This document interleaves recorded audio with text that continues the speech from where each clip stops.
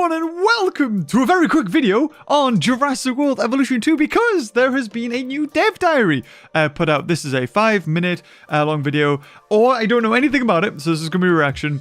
All I know is that they have a Spinosaur. First ever confirmed, I think, isn't it? That Spinosaur is coming to the game. And I think a little bit of a look of some other dinosaurs and how the game's generally going to work. So I'm going to make this quick. Hopefully I won't keep you too long. If you haven't seen it, hey, watch it with me. So let's go. I'm excited. What are we going to see?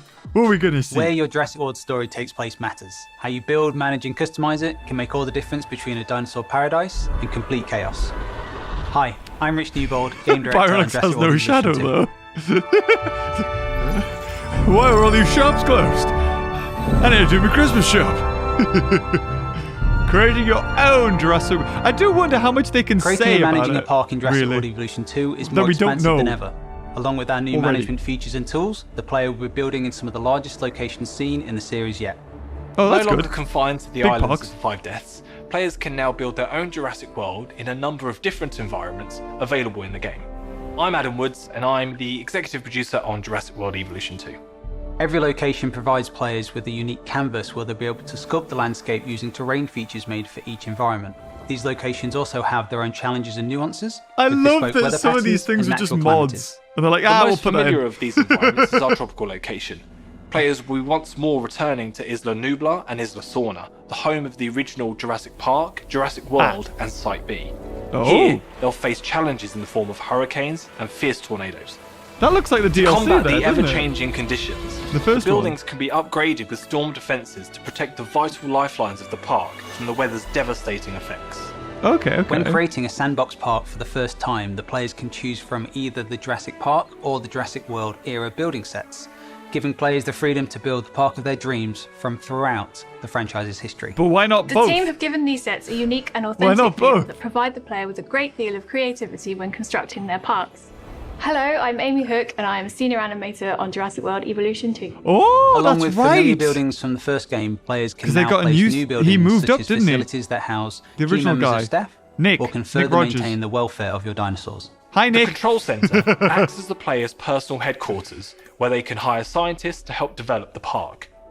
The staff centre helps the player maintain the welfare of their scientists and can also be upgraded to both increase productivity and decrease recovery time. Dinosaurs have also had their welfare needs expanded with the Paleo Medical Facility. Any dinosaur with a severe illness or injury must be tranquilized and transported to the facility for immediate treatment. God, it's The going to capture be a and pain in the ranger arse. teams return with some additional features to help the player maintain the security of their parks and the welfare of their I get it, though. I dinosaurs. get it. Vehicles can now be sent out on patrol to various ranger posts placed within the enclosures. Diplodocus This then and provides Casmosaur. around-the-clock observation of their dinosaurs' welfare, keeping both teams on the move and ready to act whenever the player needs them. These teams will help the player maintain control over their parks, creating a secure environment for their dinosaurs and their guests. Oh, and Double Trucks with the new skin. A few tips. The player should always make sure that their park is fully powered by researching and building power stations to provide electricity to their entire park.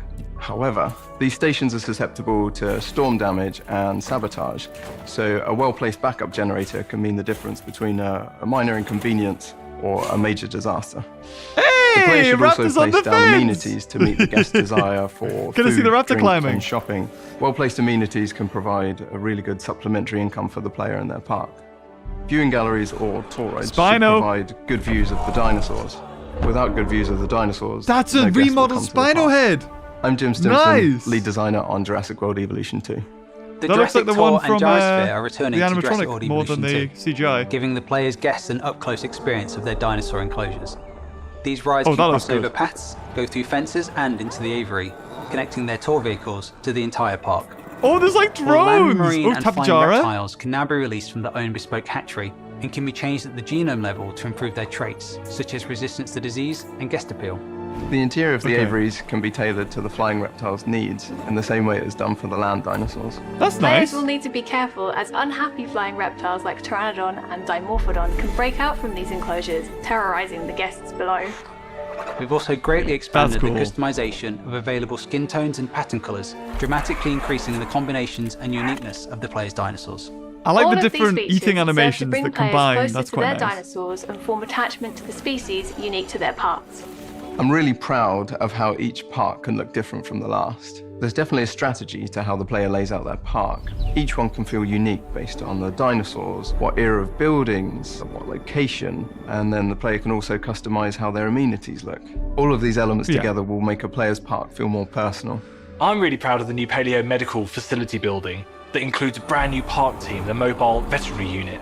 Giga This team allows Spinosaurus players to coming treat minor back? injuries and illnesses out in the field. I am most proud of Why? how much our team has put into making each dinosaur feel unique with the ways they interact with one another, including many new expressive social interactions that show our dinosaurs in a new light. I'm most proud of the new management systems that we've added in Jurassic World Evolution 2. The greater depth will really challenge the player's ability to manage and successfully run a dinosaur park. Okay. We hope this dev diary has given a better idea of the features coming to Jurassic World Evolution 2. And we cannot wait to get these tools into the hands of our players and to see these bigger, richer dinosaur parks come to life. And there you have it, coming November 9th. But you know what's coming now? Ice Shakers with the Game of Beaver logo. Go buy it. There was one thing that I wanted to. She said something about things becoming attached to certain species of dinosaur. Hold on, I don't know what she said here. Uniqueness of the player's dinosaurs. All of these features serve to bring players closer to their dinosaurs and form attachment to the species unique to their park. Right, okay. I was thinking that maybe the guests grew attached to the dinosaurs.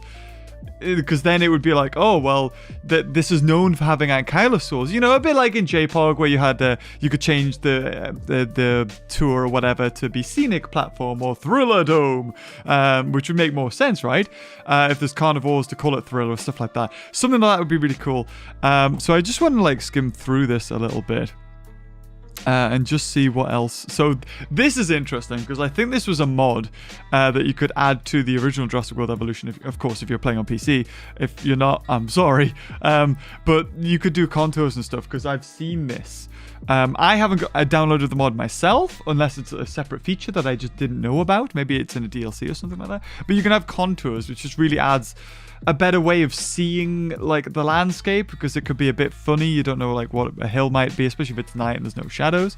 So they talk about going back to Isla Nublar. Now, I don't know about you, but wasn't the DLC from Jurassic Park, the Jurassic Park DLC from, Jurassic World Evolution, didn't the visitor center, wasn't it laid out like this? With the tour in front of it? I'm a bit worried now about Chaos Theory of Jurassic Park. I mean, obviously this would be like...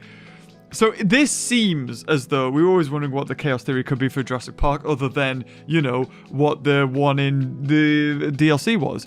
And the DLC was returning back to it and restoring power and repairing it, right? But this is what if the storm hits and you manage to save Jurassic Park, before all the disaster happens. I assume that could be the what if scenario, showcasing the tornado there. Let's turn the volume down.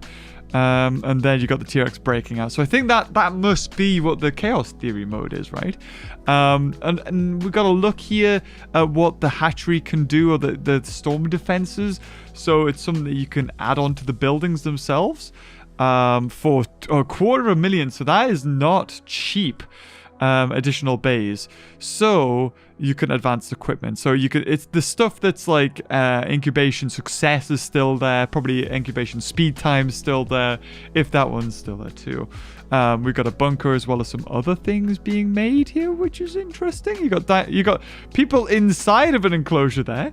Don't know what's going on here and why this is fenced off and why this little bit counts. Because when I played Jurassic World Evolution 2 and I had Mementosaur put in, they sort of got like, even usually when it comes to a park or the original game and you made an enclosure, if you made little separate bits it counted towards the overall space, but it looked like Mementosaur only had a certain radius that it could have.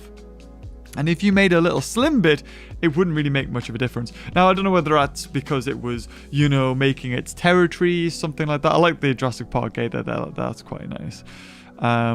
let's see what else we got. So you've got hotels, and this is another thing that really baffles me, because we had this problem when it came to Jurassic World Evolution, which was, you had to choose between, Jurassic Park or Jurassic World aesthetic. And the same here, like these are Jurassic Park hotels, and then these are Jurassic World hotels. But why can't we have both? Why can't I have, the Innovation Center with the cool little thatched roofs of the hotels and stuff? I feel like they've definitely taken like a lot. They've looked very hard at the mods that have been put into the game, and from there they've decided, okay, we'll add this in, okay, we'll add that in. The people like that, and modding has been really good for Frontier, and I'm sure if it was just up to Frontier, they would love to have mods. But of course, everything that's in this game, for instance, has to be greenlit by Universal. So Universal have to give the green light for anything. And we've seen some of the mods in Jurassic World Evolution, and they're pretty... Barney, for instance, again, a licensed thing, can't just be put in the game, but mods will put it in. Another look at the staff building, something to always remember to make, because I forgot it, and then I was like, I can't rest my staff members, oh no! Love his little top there. Normally when you're doing interviews and stuff, you're told not to wear licensed things, and here we go. I can't remember what that is, but we've got a licensed top there. What else we got? Okay, so this is interesting as well. It's like, okay, if a dinosaur has an injury, then you need to sedate it, move it to the facility, see what the problem is, fix it, bring it back. It just feels like busy work to me. I mean, I get that it's trying to make you more attached to the dinosaurs. You have to be more, careful with them. But you have to make it fun in some sort of way. Yes, starting a dinosaur can be fun and sedating it. But then clicking move, drop in building, waiting for it to be healed, move, drop, isn't fun. So there needed to be, and I feel like, we're 2 weeks out now for Jurassic World Evolution 2, so I don't think there's anything going to be added now, or especially to this bit. It needs to be more gamified. It needs to be, maybe if they're healed correctly, they get more of a star rating, or they live longer, or something like that would be interesting. Or they get scars if they heal from it, It tells a story, you could have that one para that keeps on bashing its head on the fence, and you're like, not him again. And he's the one that's, it's that one, he's got the thing on its head. You know what I mean? Something to add to it there. But I think we're long past that stage, unfortunately. Let's see what else we get here. And I want to get the Spinosaur. So here we go, Diplodocus. Lovely scene there. And a Chasmosaur. So I don't know, I don't know whether I've seen Chasmosaur before, but Diplodocus I feel like I haven't. But these are 2 new dinosaurs confirmed, or, for Jurassic World Evolution 2. They're not new because they were in the other one. And are they dinosaurs that I was particularly wanting in Diplodocus? I like the way Diplodocus looks. And I don't know whether this is a new model, but the model that I remember installing was the Jurassic Park, Walking with Dinosaurs Diplodocus. And this looks very similar, and I think Diplodocus always did look a bit like the Walking with Dinosaurs one. But Chasmosaur's back. For the majority, they look unchanged. Bit worrying, but unchanged. I mean, I always felt like they were going to do that. They were just going to take a whole handful of original models and just throw it in, and there you go. However, the Indominus is one of the dinosaurs that has been brought back in, and the skull does look different. Here, however, it looks like it's been shoved in. Like, you can see, like, at the snout here, the snoot, it's been squished. Whereas I think the other one was a bit longer. And I can't wait to see that bloomin' Spinosaur. That Spinosaur looked so good.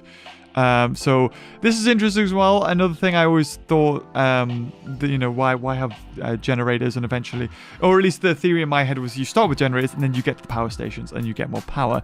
But having a generator means that the power will never go out no matter what thunderstorm or something like that, I assume. And it's probably more expensive, but at least it can take over in, if a storm comes in or something like that. But what I thought would be a really good idea is to have green energy. Maybe it takes a lot of research, but then you can eventually get to the point where you get, the wind turbines or solar power or something like that would, be a lot cleaner. Maybe because I don't know, I'm thinking maybe guests' happiness goes up around it, you know what I mean? If the power station's right next to a path, then it's noisy and they don't like it, sort of thing. Little bits could be added into the game. but it's just too late, unfortunately. Even though we've got loads of more improvements, I feel like bringing the park a little bit more to life in that sort of regard would just go a long way for the longevity of the game. I mean, basically, the majority of the mods that have been put in the first game are aesthetic. They don't help the park really, maybe some new dinosaur species, but apart from that, it doesn't change the gameplay. But, you know, maybe thinking about where you put the power stations makes sense. I think Planet Zoo had something like that. But obviously they just want to make it, you know, that already you got the scientists and stuff like that, and they don't want to make it too more complicated. So I can understand why they didn't have that in. So there we go, and another nice look at how the raptors actually get out of the fences by climbing them and then jumping up the top. A nice little view there of the Spinosaurus skulls being used. I don't know whether that's part of the drinks facility or the building, or if it's something else. I'm really not too sure. Also, I'm looking out here. Obviously this is viewing platforms or viewing stations. Now you've got something here that's also looking into the enclosure, and I don't know what that is. It's very narrow. It's got very narrow cone of vision, so I'm not too sure what that could be. Could it be a hidden, what you call it, a hidden tour that they just haven't shown, and then on the release date, like, oh, by the way, we've got 5 new ways that you can view the dinosaurs. I don't think they will. It would be amazing if they'd done it. Also, nice trees actually here. So this Spinosaur looks a lot. Look at that. Oh, damn. Now that is the Spinosaur that I remember. Because I mean, I'm trying to think if I compare it to what I remember the Spinosaur looking like. It did look different. It's based on either the animatronic or the CGI. I don't know what it is, but that looks scarier. And that's more of the Spinosaur that I remember. And I don't know whether they've been able to take models from the movie, like ILM or something like that. But that Spinosaur, oh my god, it looked so good. It looks so good. I love it. I love the more narrow of the head. I don't know what's going on with the back here on the pelvis. Just a indentation on the back. It's got thick, chunky claws. It looks a lot chunkier. And it also looks quadruped in a way. But, oh, that looks good. That looks so good. I love that. I love that Spinosaur. Ah. Oh. Yeah, it looks like it's been pumped up. He's a lot thicker. Even the teeth look a lot thicker. But interesting environment that it's in. There's barely any water by the looks of it. So that's interesting. We'll have a quick look. Here we go. A marshy little go around. Now, it would be cool if, tour vehicles could go through water. But obviously, showing here, they definitely can't.